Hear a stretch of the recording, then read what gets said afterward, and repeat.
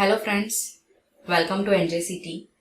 We are learning social science of 10th standard and we have started with the third chapter, that is cultural heritage of India. We know that our cultural heritage is rich and varied and it is very vast. In the first video we talked about natural as well as cultural heritage. In the second video we talked about handicrafts and fine arts. Now in this chapter, in the second chapter we talked about handicraft and fine arts. Now in this chapter, we are talking about sculpture and architecture. In the previous video, we have seen stone and pillar inscription. Now in this video, we are going to talk about different styles of art. And one of them is Dravid style of art, which is very popular in South India. So what is that style?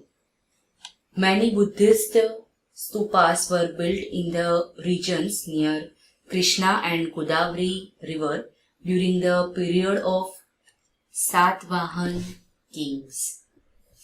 Satvahan dynasty was the very first dynasty and they ruled from the 1st century to the 3rd century.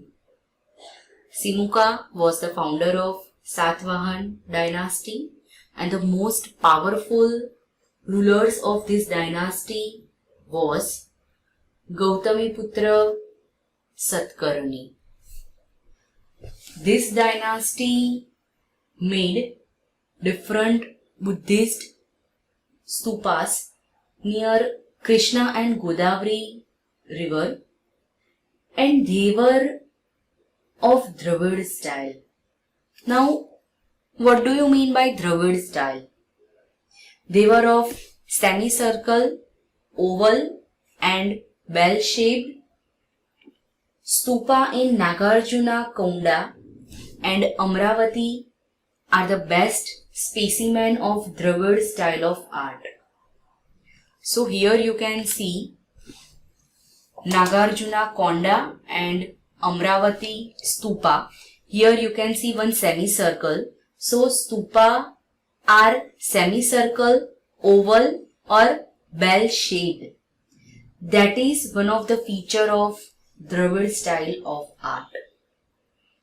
Amravati Stupa is full of sculptures that depict the various scenes from the life of the Buddha.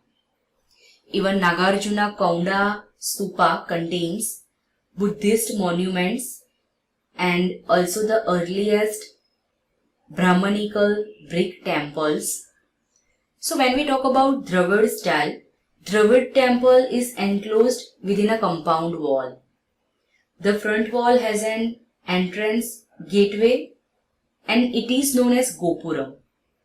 The shape of the main temple is known as Vimana and it is pyramid-like structure. In Dravid style, it is always a single tower. Chola kings adopted Dravid style of architecture up to the great extent. If you remember about Chola dynasty, it was one of the longest ruling dynasties in the world history and Rajaraj I was the greatest ruler of Chola dynasty. Now let's talk about art of Gupta period. During the Gupta period, architecture, sculptures, painting, dancing and music flourished.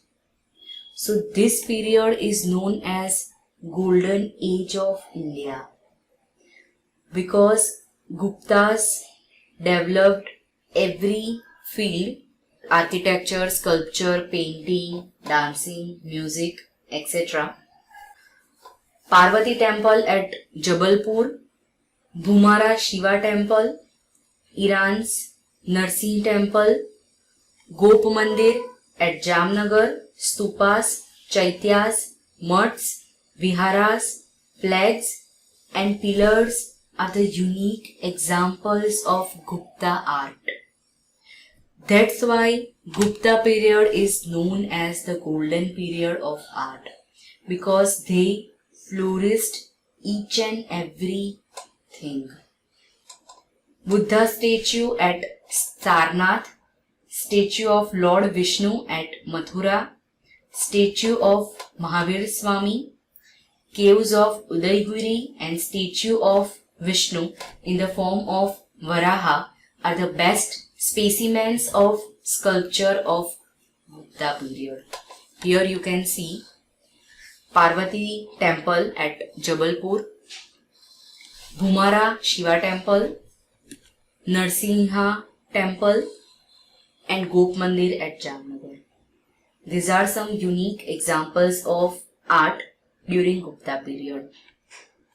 Then statue of Buddha at Sarnath, caves of Udaigiri and statue of Vishnu in the form of Varaha. These are also some best specimens of sculpture during that period. So Gupta dynasty ruled in northeastern India.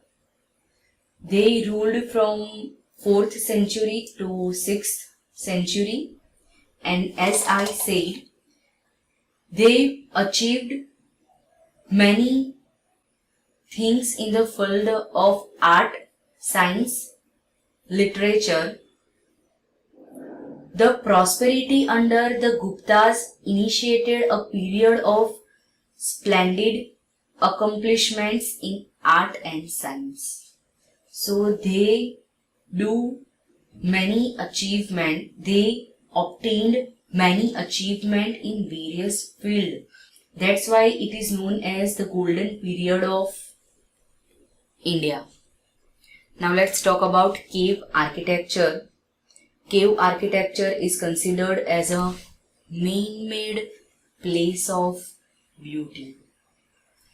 Cave architecture in India is believed to have begun during the ancient time, and these caves were used by Buddhist and Jain monks as places of worship and residence. Initially, the caves were excavated in the Western India. Some examples of this type of cave structure are chaityas and viharas of Buddhist, caves of Ajanta and Ellora at Aurangabad, Elephanta caves near Mumbai, Udaigiri and Bagh near Gwalior, Bhubaneswari near Odisha, Khandgiri and Nilgiri are the famous specimens of cave architecture of Gupta period.